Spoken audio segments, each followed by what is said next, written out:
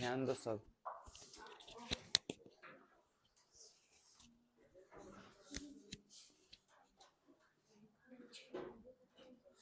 Hydrogen परमाणु का ऊर्जा स्तर आरेख हम लोग को खींचना है, ठीक है। और ये एनर्जी का फॉर्मूला कल हम लोगों ने किया था। इसमें एन आ रहा है जो कि वेरिएबल है, इसीलिए ई एन कर दिए हैं ताकि ज़्यादा समझ में आए। अगर हम 1 लिख देंगे तो समझ जाना ये पहले कक्षा की ऊर्जा है। क्वेश्चन क्या है? हाइड्रोजन परमाणु के ऊर्जा स्तर आरेख। अब इसका मतलब क्या होता है पहले ये समझ लेते हैं, फिर आरेख खींचेंगे। ऊर्जा स्तर आरेख बोलने का सीधा मतलब है कि हाइड्रोजन परमाणु हो या कोई भी परमाणु, परमाणु के नाभिक के चारों तरफ बहुत सारी कक्षाएं होती हैं और इन कक्षाओं में इलेक्ट्रॉन घूमते रहते हैं। जो भी इलेक्ट्रॉन इसमें घूम रहे होते हैं ना तो ये ऊर्जा को अवशोषित करते हैं और ना ही उत्सर्जित करते हैं। कब तक?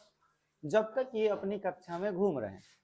लेकिन जब आप अलग से इनको ऊर्जा दीजिएगा, यानी गर्म कीजिएगा या विद्युत ऊर्जा दीजिएगा, तो ये ऊर्जा को अवशोषित करके दूसरे उच्च ऊर्जा के स्तर के कक्षा में कूद जाते हैं, फिर वापस आते हैं। और जब कूद करके जाते हैं तो लगभग 10⁻⁸ सेकंड तक रुकते हैं और तब वापस आते हैं। सोचो कितना कम सेकंड समय है। बहुत ही कम समय में तुरंत ये निम्न ऊर्जा स्तर में आ जाते हैं और जितना ऊर्जा लेकर गए थे, जितना गैप था, वो एनर्जी छोड़ के आते हैं। तो बन जाता है इलेक्ट्रोमैग्नेटिक वेव, जिसकी एनर्जी होती है E2 - E1 बराबर HF। ये चीज हम पढ़े थे। हम लोग को ये जानना है कि हर कक्षा में अगर इलेक्ट्रॉन घूम रहा है, मैं एक एग्जाम्पल लेता हूँ। मान के चलो कि इस कक्षा में जो भी इलेक्ट्रॉन घूम रहा है उसका अपना एक बंधन ऊर्जा होगा। अगर मैं ये कहूँ कि यहाँ -10 इलेक्ट्रॉन वोल्ट बंधन ऊर्जा है, तो मेरा सवाल तुम लोगों से यह है कि इस कक्षा में -10 के बाद -11 होगा या -9 होगा? बोलो। मतलब इस इलेक्ट्रॉन को आजादी दिलाने के लिए हमें 10 इलेक्ट्रॉन वोल्ट देना होगा, प्लस में कि माइनस में, तो ये आजाद हो जाएगा। ठीक है। अब मेरा सवाल ये है कि इस इलेक्ट्रॉन को आजादी दिलानी है तो इसको एनर्जी +9 देना होगा या +11 देना होगा यहाँ के इलेक्ट्रॉन को। इसको समझने का तरीका बहुत ही आसान है। सबसे ज्यादा नाभिक के करीब में कौन है? -10 इलेक्ट्रॉन वोल्ट वाला। इसका मतलब जो बहुत जोर से बंधा हुआ है। और दूर कौन है? ये वाला। और ज्यादा दूर ये हो गया। इसका मतलब ये हुआ कि इस भाई साहब को अगर निकालना हो तो मुझे ज्यादा एनर्जी देने की जरूरत नहीं है, क्योंकि ये कमजोर बल से बंधा हुआ है और ये थोड़ा ज्यादा और ये सबसे ज्यादा। इसका मतलब जो इलेक्ट्रॉन नाभिक के ज्यादा करीब होगा उसे छुड़ाने में हमें ज्यादा एनर्जी देना पड़ेगा और जो दूर होगा उसे कम एनर्जी देना होगा। बोलो, क्लियर हो गया? अच्छा, अब एक बात ये बताओ, यहाँ पे हमने एनर्जी का फॉर्मूला, ये बाइंडिंग एनर्जी का फॉर्मूला पढ़े हैं। हमें ये पता करना है कि इस जगह पर जो इलेक्ट्रॉन घूमता है पहले कक्षा में, हाइड्रोजन में, अगर पहले कक्षा में घूमे तो उस कक्षा के लिए एनर्जी कितनी होनी चाहिए। तो उसमें आपको मालूम है कि हाइड्रोजन परमाणु के लिए Z का वैल्यू कितना लिया जाएगा। तो चलिए शुरू करते हैं। हम इसका आंसर लिखने जा रहे हैं। सबसे पहले हम यहाँ पे लिख दे रहे हैं हाइड्रोजन परमाणु के लिए Z का वैल्यू कितना लिया जाएगा? 1 लिया जाएगा। तो उस कंडीशन में हमारा एनर्जी कितना हो जाएगा बताइए? -13.6 और इनटू में Z² मतलब 1 का स्क्वायर, 1 का स्क्वायर और बटा में n²। बोलो, हो जाएगा? 1 का स्क्वायर करेंगे 1 ही आएगा। तो फाइनली हमको वैल्यू जो आएगा वो En बराबर -13.6 बटा में n² इलेक्ट्रॉन वोल्ट। ये हमारा फिलहाल हाइड्रोजन परमाणु के लिए एनर्जी का फॉर्मूला हो गया। अब हम आते हैं कक्षा पर, पहली कक्षा पर। तो ये मान के चलो कि हाइड्रोजन परमाणु है, ये इसका नाभिक है। तो यहाँ पे हमने जो बनाया ये पहला कक्षा हो गया। तो n बराबर कितना लेंगे 1। ये आपका दूसरा कक्षा, तो n बराबर 2। ये तीसरा, तो n बराबर 3। कम से कम आपको 4 गो वैल्यू जरूर याद रखना है। n बराबर 4 ऐसे होगा। अब आप n बराबर 1, n बराबर 2, n बराबर 3, n बराबर 4 आप रखते जाइए, ठीक है। तो मैं पहली कक्षा की एनर्जी पता करने जा रहा हूं, उसके बाद दूसरा का। तो हम E1 निकाल रहे हैं। तो -13.6 बटा 1 का स्क्वायर बराबर, बोलिए कितना आएगा, -13.6 इलेक्ट्रॉन वोल्ट। हम ये जान गए कि पहली कक्षा के लिए एनर्जी कितनी होती है, -13.6। यहाँ जो इलेक्ट्रॉन घूमेगा इसको अगर मुक्त कराना चाहते हो, फ्री कराना चाहते हो, तो उसके लिए तुम्हें प्लस में 13.6 देना होगा, तब ना ये कट के क्या हो जाएगा 0। तो पहली कक्षा की एनर्जी हो गई -13.6 इलेक्ट्रॉन वोल्ट। बोलो क्लियर हो गया। चलो इसके बाद हम आगे बढ़ते हैं दूसरे कक्षा के लिए, E2। तो -13.6 लिखाएगा और नीचे 2 का स्क्वायर, तो -13, अच्छा सॉरी, और -13.6 बटा में 4 भाग दे दीजिए, तो कितना हो जाएगा, -3, 4 3 12, 4 4 16, -3.4। तो इस दूसरे कक्षा के लिए एनर्जी हो गया -3.4 इलेक्ट्रॉन वोल्ट, दूसरे कक्षा के लिए। अब मेरा सवाल तुम लोगों से यहाँ पर एक छोटा सा क्वेश्चन, -13.6 और -3.4 में बड़ा कौन? बिल्कुल -3.4 बड़ा हो गया। तो अब मुझे बताओ कि अब एनर्जी धीरे धीरे बढ़ रहा है कि घट रहा है? बढ़ रहा है। पहले कक्षा में एनर्जी कम था, नेगेटिव में बहुत ज्यादा था, और इसमें बढ़ गया। तो बढ़ जाने का मतलब ही हम इसीलिए बोले थे तुमको, इसके पहले जब हम पढ़ाए थे तो बोले थे कि निम्न ऊर्जा से उच्च ऊर्जा। क्यों बोले थे, बुझाया? क्योंकि इसमें ऊर्जा कम होगा, इसमें थोड़ा क्या होगा, ज्यादा। इसका मतलब इसके बाद और ज्यादा होगा। एनर्जी धीरे धीरे क्या होते जाएगा, बढ़ते जाएगा। चलिए आगे निकालते हैं। E3 -13.6 बटा में 3 का स्क्वायर, तो -13.6 बटा में 9 भाग दे दीजिए, कितना होगा, 9 एकम 9, और 4 इसमें लग गया, तो 9 पचे 45 दशमलव देंगे, 9 पचे 45, एक बच गया तो फिर 10 होगा, तो 9 एकम 9, इतना ही याद रखना है। 1.51 इलेक्ट्रॉन वोल्ट हुआ। तो इस कक्षा की एनर्जी आ गई -1.51 इलेक्ट्रॉन वोल्ट। क्लियर हुआ? अच्छा एक और, E4 -13.6 बटा में 4 का स्क्वायर, तो -13.6 बटा में 16, यही ना होगा। तो भाग देते हैं, पहले तो -0 हो जाएगा, अब कितना हो जाएगा, 16 8 128, यही ना होता है। तो 8 मरतबे बचा कितना, 6 2 8, 8 के बाद 0, तो कितना हो जाएगा, 16 पचे 80, 0.85 इलेक्ट्रॉन वोल्ट। यानी कि इस कक्षा का एनर्जी लेवल क्या हो गया, -0.85 इलेक्ट्रॉन वोल्ट। ये एक्यूरेट वैल्यू हो गया। क्लियर हो गया? अब आप ना इसको ग्राफ पर दर्शाइए। ग्राफ पर दर्शाने के लिए हम यहाँ पे अब वही चीज लिखने वाले हैं, ये जो चीज हम लोगों ने किया।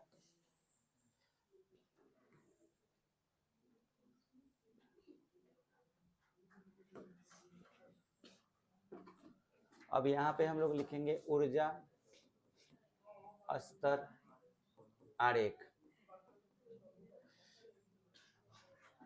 मान लीजिए कि ऊर्जा स्तर आरेख आपको खींचना है, मतलब आपको हाइड्रोजन परमाणु के लिए बताना है कि ऊर्जा किस तरह से बढ़ रहा है कक्षाओं का, बस वही दिखाना होता है। ऐसे एक लाइन खींच दिए, ऐसे एक लाइन खींच दिए, और हम इस जगह को मान लेते हैं कि ये जो लाइन है, ये लाइन ये बता रहा है कि एनर्जी कितनी है। बात समझ में आया? और इसके बाद धीरे धीरे ऊर्जा हमारा बढ़ रहा है कि घट रहा है?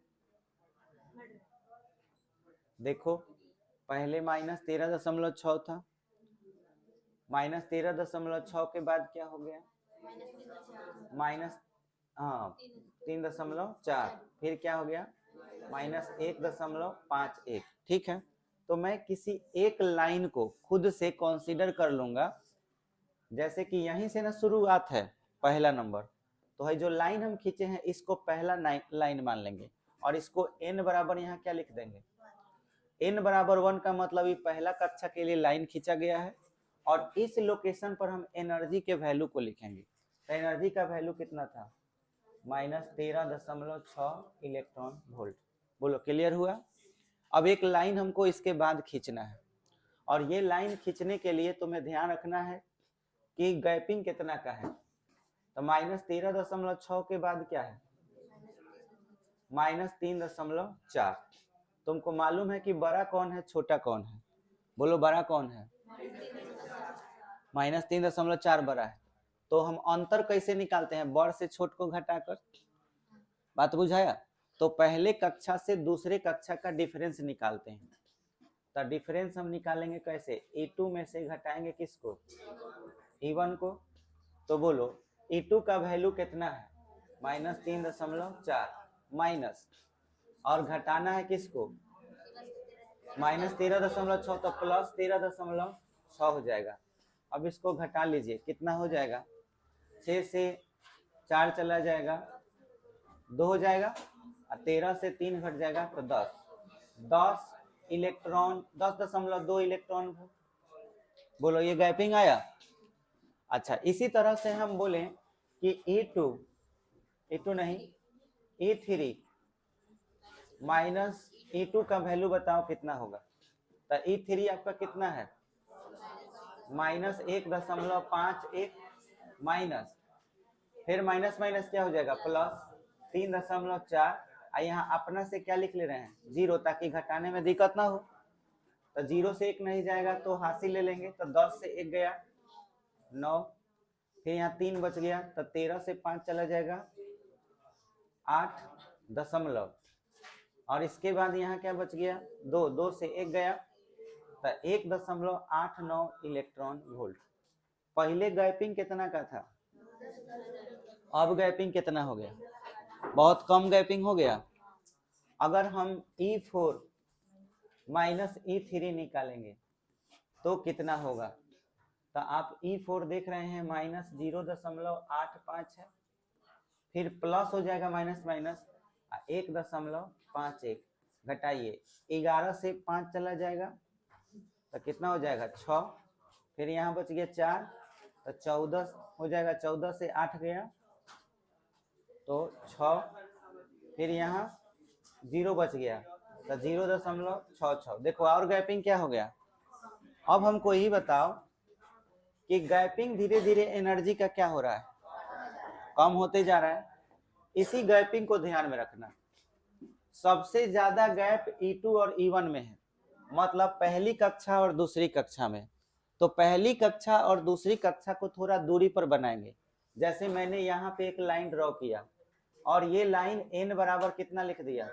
ये दूसरी कक्षा के लिए लाइन है, और इसके सामने हम एनर्जी लिखेंगे कि इसका एनर्जी कितना था। तो दूसरी कक्षा में एनर्जी कितना था? -3.4 इलेक्ट्रॉन वोल्ट। और है जो गैप देख रहे हो, गैप, ये गैपिंग देख रहे हो ना, ये कितना गैप है? 10.2 इलेक्ट्रॉन वोल्ट का। तो इसके बीच गैपिंग थोड़ा ज्यादा रखे हैं, तो ये जो एनर्जी गैप है इसको हम लोग एनर्जी गैप बोलते हैं, इसको बोलेंगे एनर्जी गैप। तो एनर्जी गैप कितना हुआ? 10.2 इलेक्ट्रॉन वोल्ट, ये गैपिंग हुआ। अब इसके बाद ठीक से समझिए, गैपिंग इसके बाद एक बैग कम हो गया है। कितना का गैपिंग है? 1.89 का, लगभग 2 इलेक्ट्रॉन वोल्ट। तो अगला लाइन इतना ही दूरी पर खिंचाएगा कि कम खिंचाएगा? कम खिंचाएगा। मान के चलो ये लाइन है, ये n बराबर 3 के लिए, और इसकी एनर्जी कितनी है? -1.51 इलेक्ट्रॉन वोल्ट। समझ में आया? अब इसमें एनर्जी गैप आपका कितना है? Eg। Eg का मतलब एनर्जी गैप 1.89। सब नहीं लिखना है, खाली कुछ कुछ दिखा देना है। अब बताओ अगला लाइन इसके करीब होगा कि ऊपर होगा? इसके करीब होगा। फिर अगला लाइन इससे और ज्यादा करीब, फिर अगला लाइन इससे ज्यादा और करीब, करीब होते चला जाएगा। ये ऐसे लाइन खिंचाते चला जाएगा। अब आपको इसके बाद ओवरलैपिंग करा देना है। जैसे आपको ऐसा लगना चाहिए कि लाइन पर लाइन एक दूसरे पर क्या हो गया है? चढ़ गया है। ऐसे लाइनिंग होना चाहिए।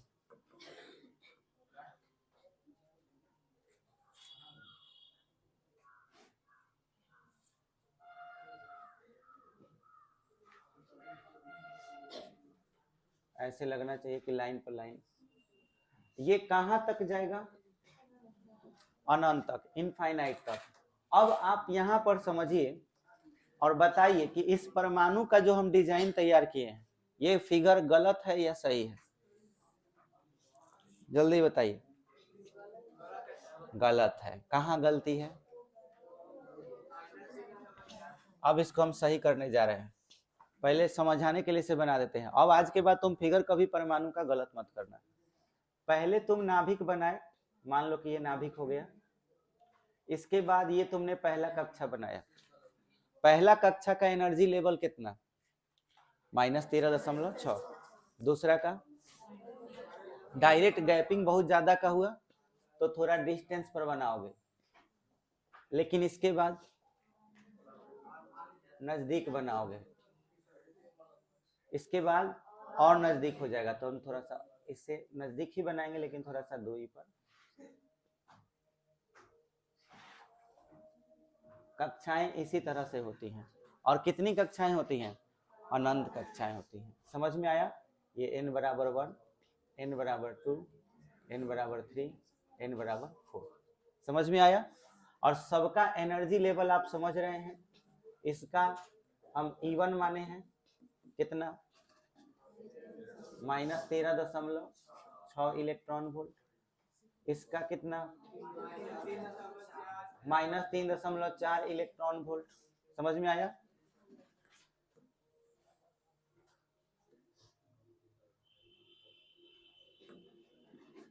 इसका A3 बराबर -1.51 इलेक्ट्रॉन वोल्ट, और इसका -0.85। हाइड्रोजन का तो तुमको बढ़िया से याद रखना होगा। और इसी चीज को हम ऐसे अगर ग्राफ में दिखाएंगे तो इसी को कहा जाएगा ऊर्जा स्तर आरेख। ये बात समझ में आया कि ऊर्जा स्तर आरेख कैसे खींचा गया? तुमको इस तरह से कैलकुलेशन करके और इस तरह से डायग्राम खींचना है।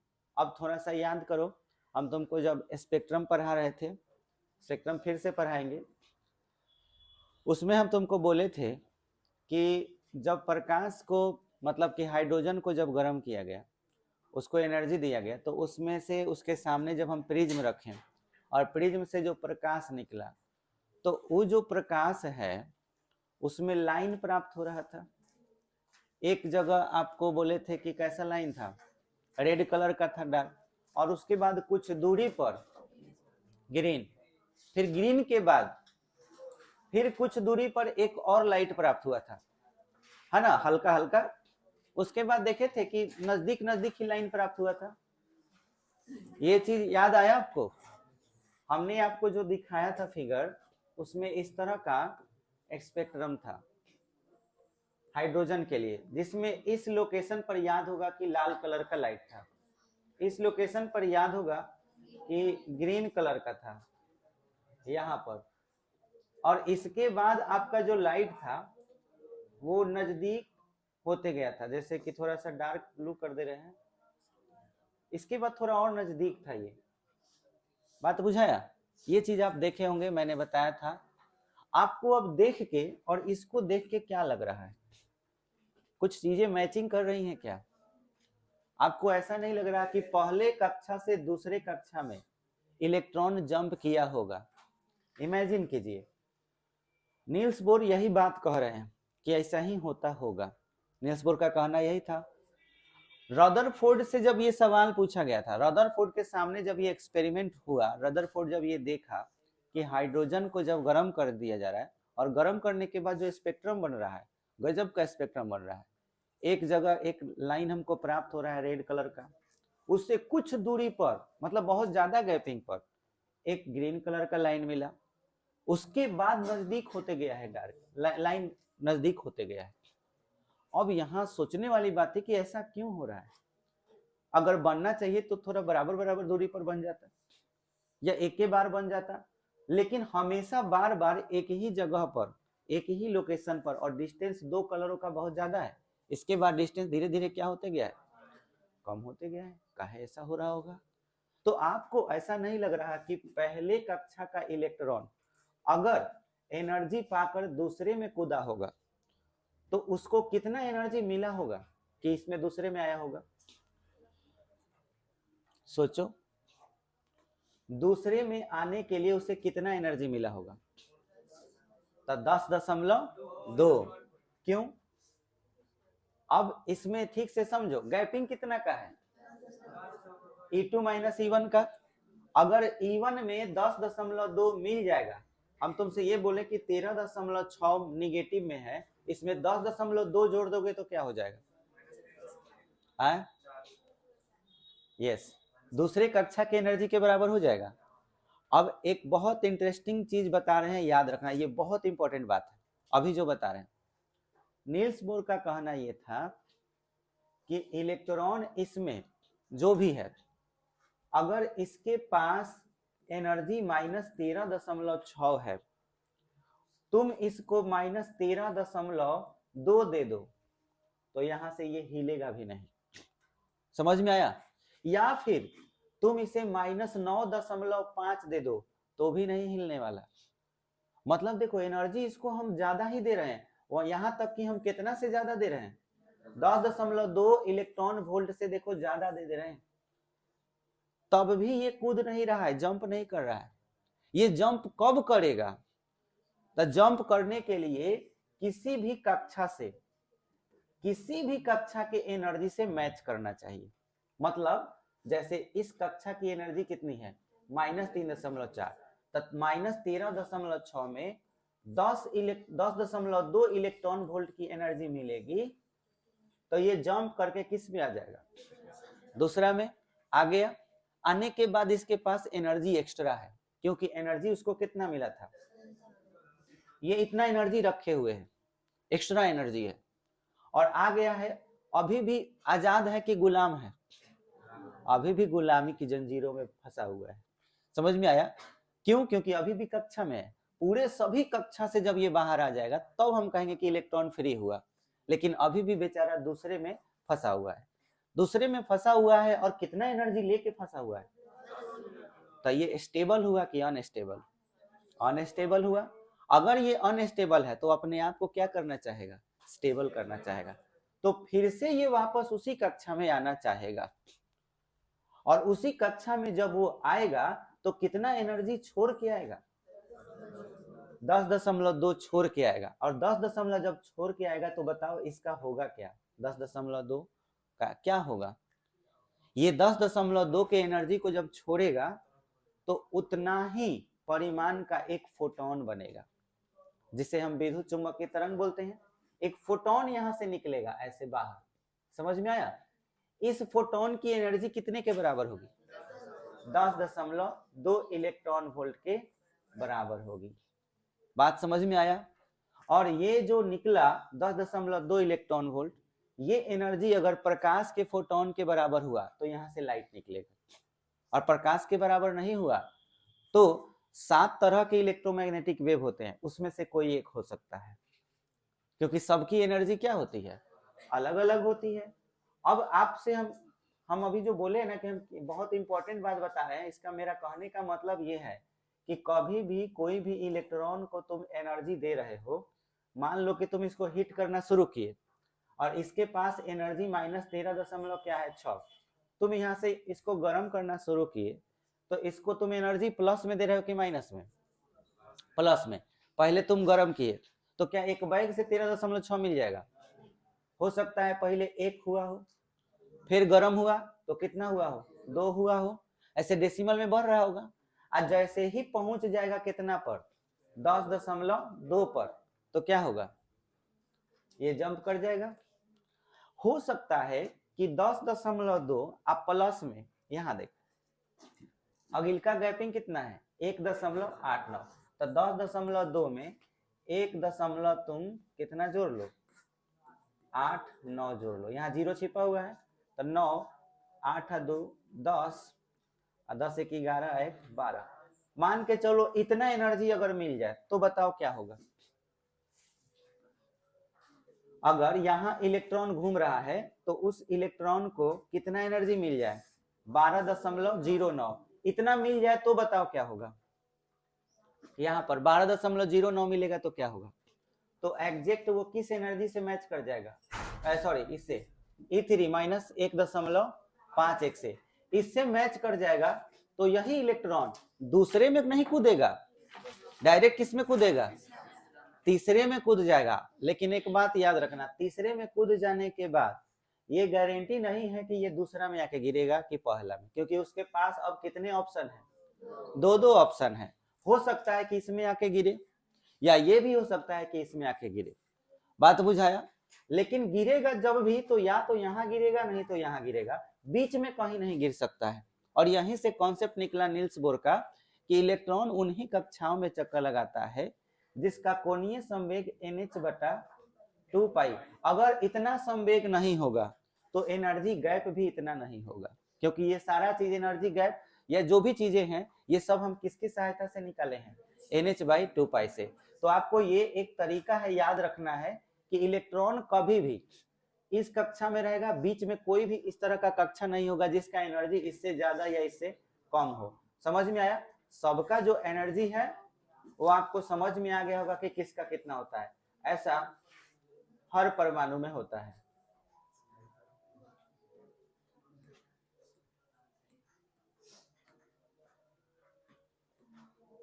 बोलो, इतना बात क्लियर हो गया? चलो इसको नोट करो, फिर आगे बढ़ते हैं। उसके बाद नील्स, अब सुनो, नील्स बोर ने परमाणु मॉडल में क्या क्या बताया ये हम लिखवा दिए। नील्स बोर का परमाणु मॉडल, साथ ही नील्स बोर के अनुसार बहुत सारी चीजों को मैंने आपको अभी एक्सप्लेन किया। लेकिन एक सिद्धांत है जिसका नाम है हाइजेनबर्ग का या हाइजेनबर्ग के अनिश्चितता का सिद्धांत, हाइजेनबर्ग के अनिश्चितता का सिद्धांत।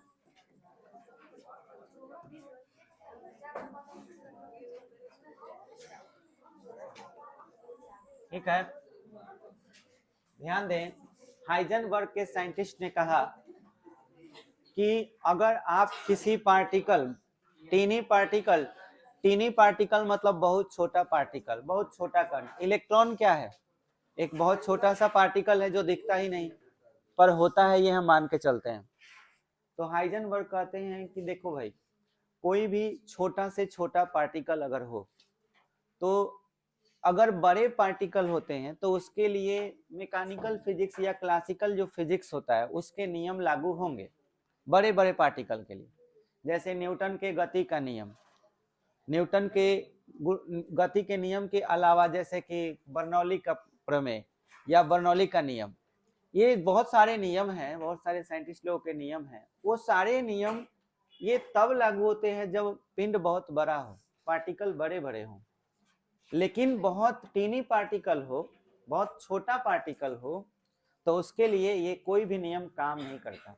ना तो न्यूटन का नियम काम करेगा, ना ही और किसी साइंटिस्ट का। छोटे पार्टिकल्स के लिए ये नियम फॉलो नहीं किए जाते। तो हाइजेनबर्ग कह रहे हैं कि अगर छोटा सा पार्टिकल है, बहुत ही छोटा पार्टिकल है, तो उसके लिए उसका लोकेशन कि वो कहां पर है, जैसे कि आपको हमने Rn का फॉर्मूला पढ़ाया और Vn का भी बताया। Rn क्या बताता है कि वस्तु पार्टिकल जो है वो कहां पर है, क्योंकि त्रिज्या का मतलब यही ना हुआ। त्रिज्या का मतलब कि आप ये पता कर रहे हैं कि कितना दूरी पर पार्टिकल है।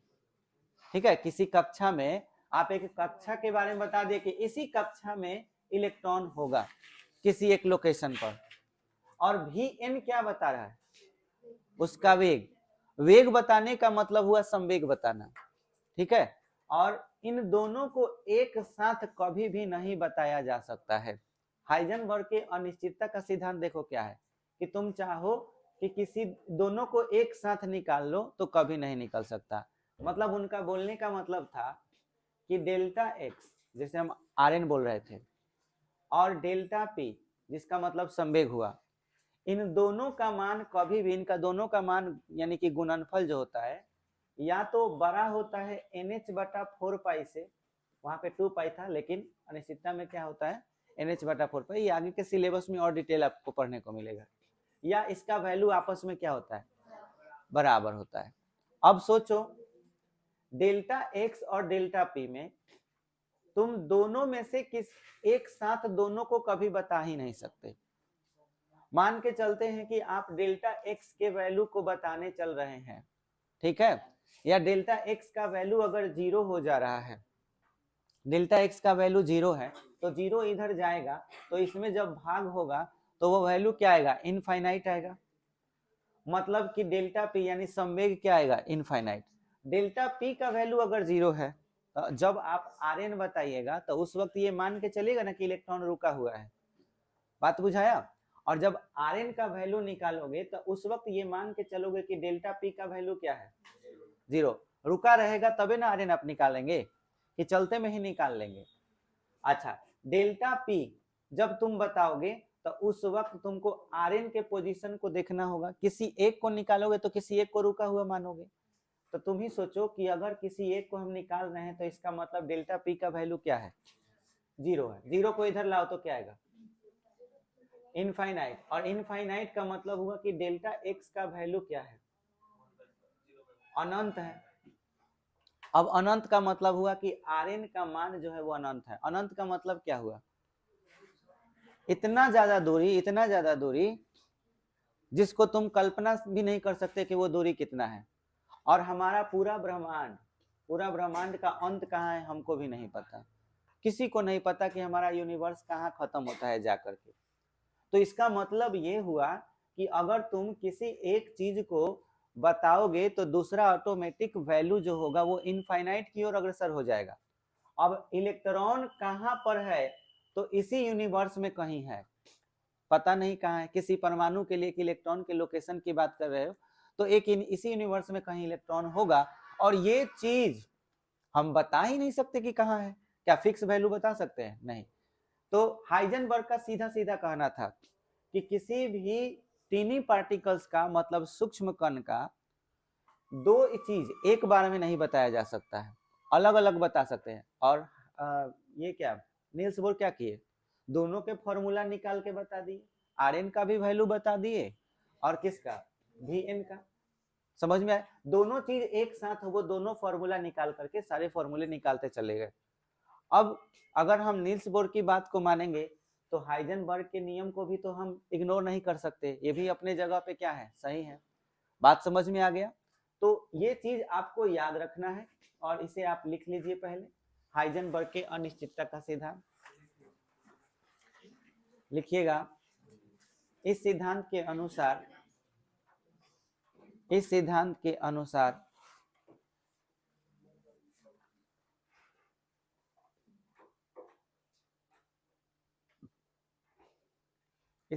के अनुसार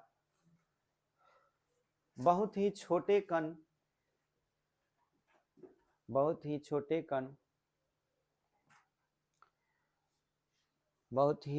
कण की स्थिति स्थिति एवं गति दोनों एक साथ नहीं बताई जा सकती है, दोनों एक साथ नहीं बताई जा सकती है। स्थिति और गति, गति की जगह पर संवेग भी लिख सकते हो, दोनों एक साथ नहीं बताई जा सकती है। हो गया?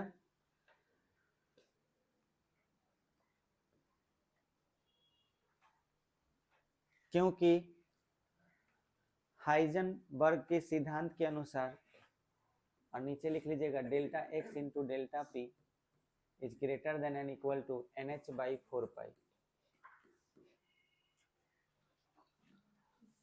क्योंकि हाइजेनबर्ग के सिद्धांत के अनुसार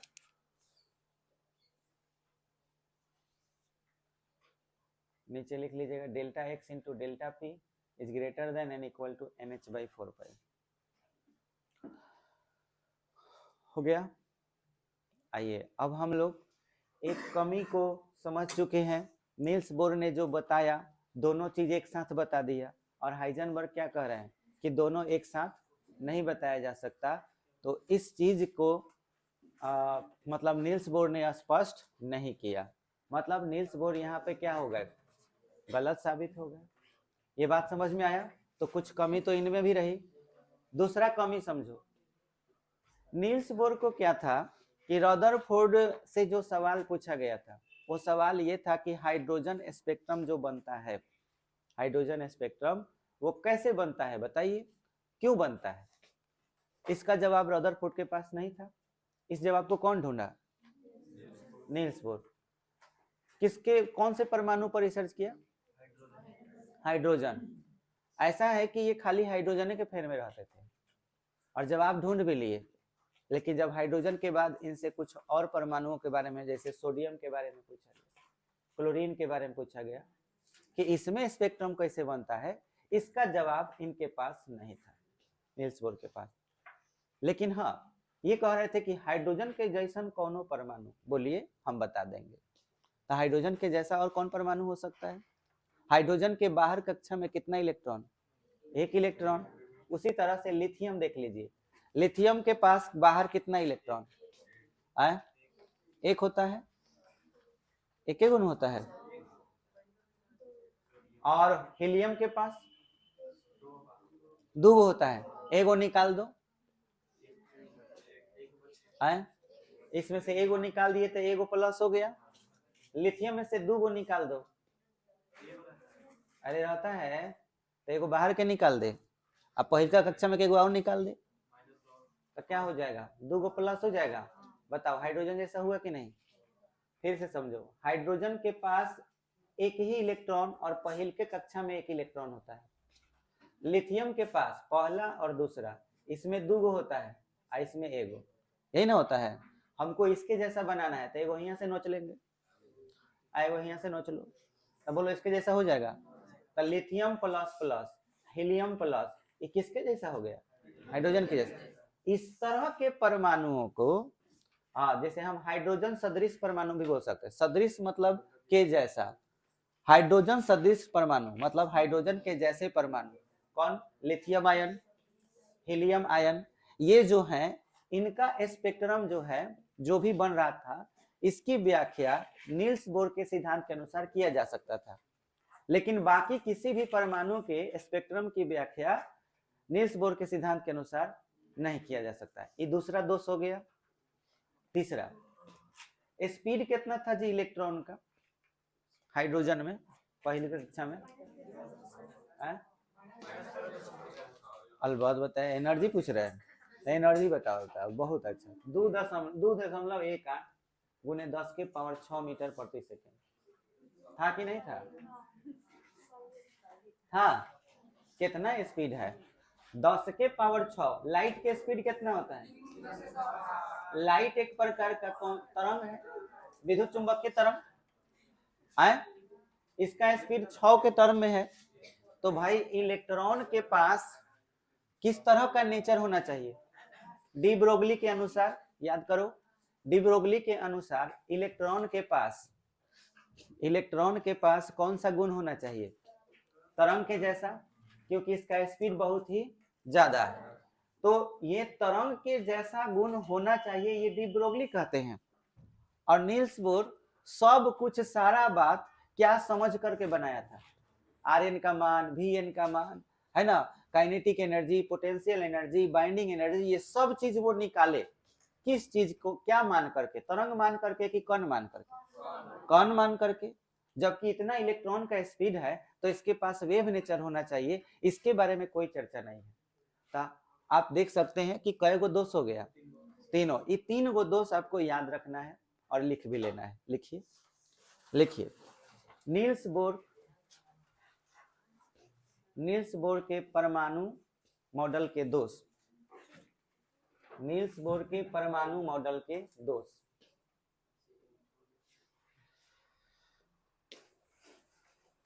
नंबर एक,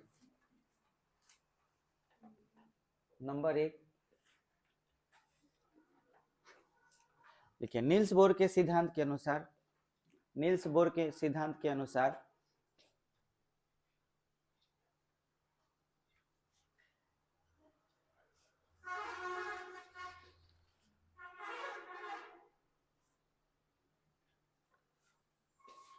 हाइड्रोजन स्पेक्ट्रम एवं हाइड्रोजन सदृश परमाणु, हाइड्रोजन स्पेक्ट्रम एवं हाइड्रोजन सदृश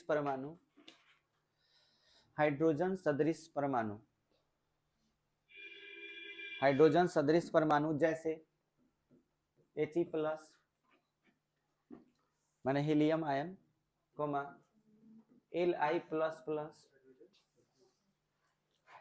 हाइड्रोजन सदृश परमाणु जैसे He+, Li++ के स्पेक्ट्रम की व्याख्या की जा सकती है, अन्य परमाणुओं की नहीं। के स्पेक्ट्रम की व्याख्या की जा सकती है, अन्य परमाणुओं की नहीं, अन्य परमाणुओं की नहीं।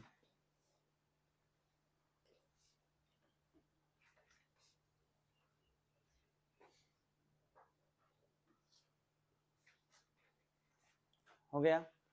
दूसरा,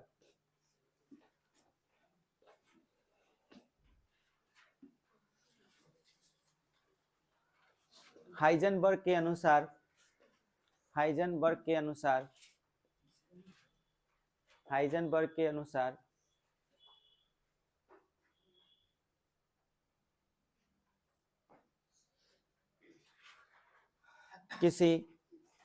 किसी सूक्ष्म कण का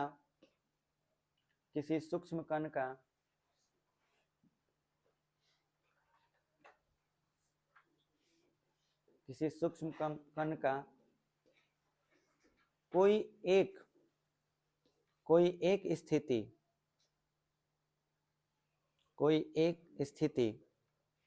दूरी या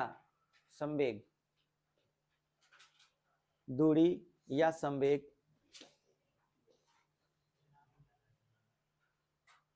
ज्ञात किया जा सकता है,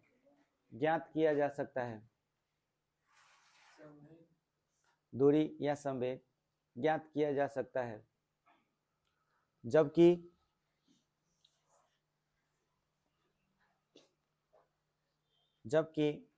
नील्स बोर के अनुसार दोनों स्थितियों को ज्ञात किया जा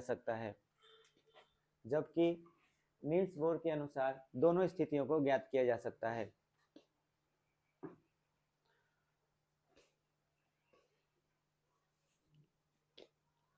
दोनों स्थितियों को ज्ञात किया जा सकता है।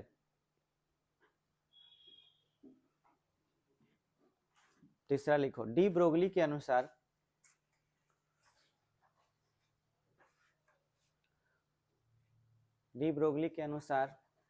इलेक्ट्रॉन के पास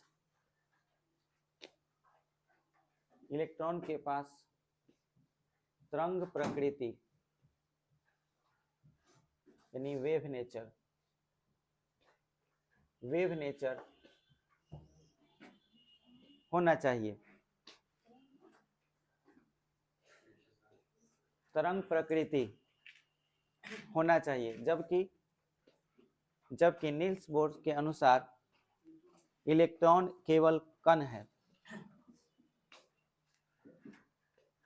जबकि नील्स बोर के अनुसार इलेक्ट्रॉन केवल कण है।